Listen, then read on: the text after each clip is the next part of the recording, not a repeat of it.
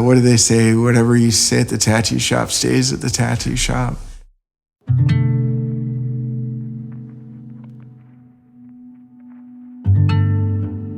I've been servicing a really amazing clientele for a number of years, a lot of people in rotation. I remember when you got the kids' names tattooed and they grew up, now I'm tattooing them.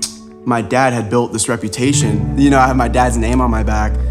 It is a pressure that drives me for sure, and I can't downplay it. It definitely makes me do a lot of the things that I do. Getting a tattoo is transitional, and you're becoming something. No one's ever retracting in their life when they get a tattoo, they're becoming. I think that's the thing that makes me feel like my artwork is having the most impact. It's almost like I'm the guy that stamps you as you're crossing over a threshold.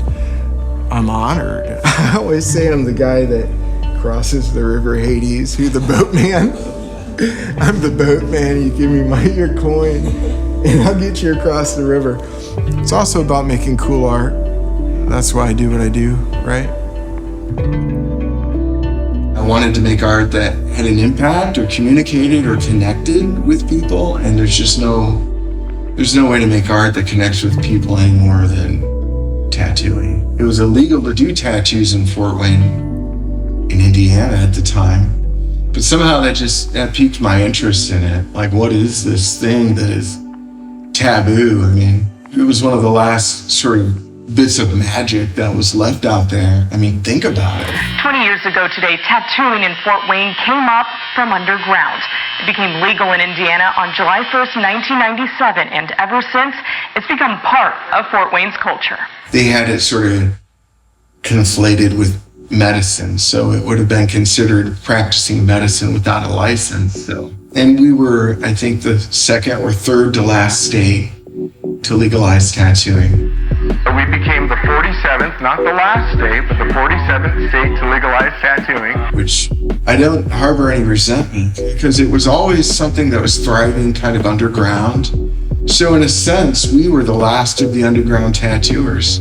I'm just not thinking about that shit. I'm one of the last underground tattooers. It was legal everywhere else. It's hard to remember a time when we didn't see them, but Donnie Manco remembers. When I first started tattooing, there were literally like secret knocks. You had to knock on doors. It was very speakeasy. In the mid-1990s, the Fort Wayne native and now owner of New Republic Tattoo knew he wanted to start tattooing. It was illegal in Indiana then, except if it was done by a physician. You know, a lot of shops came into being. I remember when all the young kids started opening up shops, and I remember teaching a lot of the young kids that now have been tattooing for 15 and 20 years.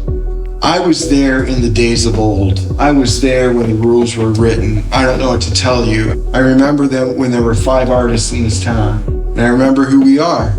Memphis knows the traditions. He knows the lineage. He knows how it went down. Every dad thinks, yeah, I hope my kid, wants to follow my footsteps. I want my kid to think what I do is worthwhile, You dream that maybe they'll want to follow in your footsteps, but you don't know. The literal first few tattoos I did on my dad, I knew he would love it no matter what I gave him. So it made me feel a bit more comfortable with it not being perfect. But once I stepped on tattooing just anybody, oh god, that was just so nerve-wracking. We talk about having cold sweat moments. Once you do art for a living, it's hard to do anything else.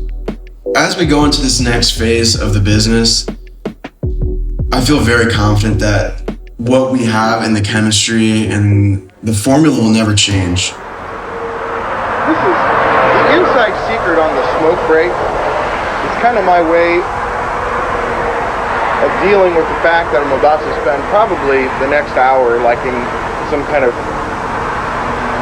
right brain mode, trance-like concentration thing. That I'm addicted to cigarettes.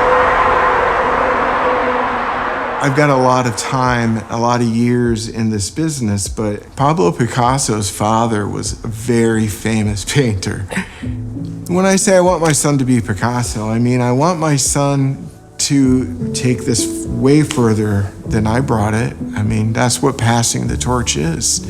It's hard for me to have an opinion on this, but I feel like I'd be extremely flattered if I heard that I was someone other than Donnie's son. There's a penmanship that is developed that only he could develop in a tattoo, and I'm trying to take what I like about every part and reflect it in my own artwork. The point is, no one knows that Pablo Picasso's father was a famous painter because he was eclipsed by Picasso. That's something you're looking for. You want that to happen. I hope that does happen. And part of the transition is learning change is hard for me, and that's the biggest change I think I've ever made in my life. The place where I'm gonna do this.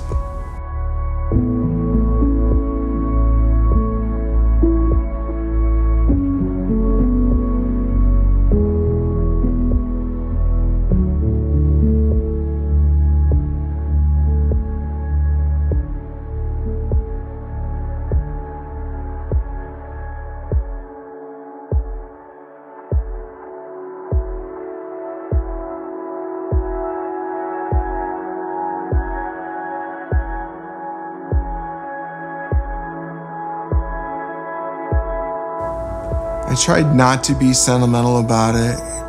I just left it on a good note. That's so Donnie Manco of me. I didn't say goodbye. On to the next. That's the only way to look at it. I'm excited. I'm too excited to let myself be sad. And that's because I want people to feel like we all made it, me and my clients. You know what I mean? It's like, look at us. The biggest tug of war was the location we were tattooing at. And the moment my dad wrapped his head around moving location, which was kind of something I was nudging on for a while, you stepped into the picture to make a documentary. The moment he decided was I told him it's now or there'll never be a sign as clear as right now. And really just share kind of this dream that we have as a Midwestern town to kind of develop into something that's kind of a hub for art further than just being in Fort Wayne, Indiana. That's really our mindset going into this new space. My passion in tattooing is connecting with people and somehow redeeming my own spiritual struggle by being a burden lifter or helping other people to cross their own spiritual, their own mental thresholds through tattooing. That's important to me. That's what I bring to the table. That's what I get out of it. One of the first things that he taught me growing up that I think stuck with me, people who are looking to get tattooed are really just going through a change. And change is the only thing that's truly permanent at all. And I think he just looks back on his life and, you know, I'm not going to take away anything from my dad. I'm not saying Dad regrets his life. But he's come to the point where he's living in epilogue, I think, and he feels that way. The story of his life has been chronicled chapter by chapter. The last chapter has been written, and now it's just about the author on the back cover. You know what I mean? And that's where he's living. And in that sort of phase, I think he looks back and, I don't know. I think he meant those things he said about doing those things. I'm glad I took the risk, and I'm glad that I had the courage to do what I want to do because my life is now what I want it to be.